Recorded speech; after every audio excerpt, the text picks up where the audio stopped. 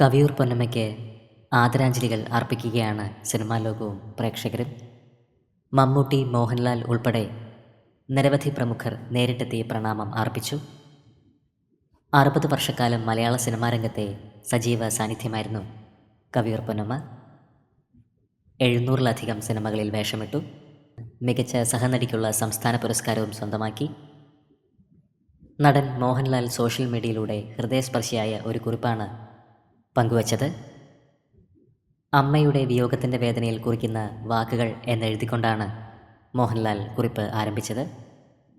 ഓർമ്മകളിൽ എന്നും ആ മാതൃസ്നേഹം നിറഞ്ഞു തുളുമ്പും എന്ന് കുറിച്ചുകൊണ്ടാണ് മോഹൻലാൽ പോസ്റ്റ് അവസാനിപ്പിച്ചത്.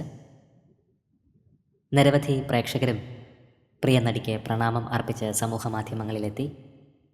കവിയൂർ പൊന്നമ്മയ്ക്ക് 79 വയസ്സായിരുന്നു. മലയാള സിനിമാ ലോകത്തിന് കനത്ത ഒരു നഷ്ടമാണ് സംഭവിച്ചിരിക്കുന്നത്.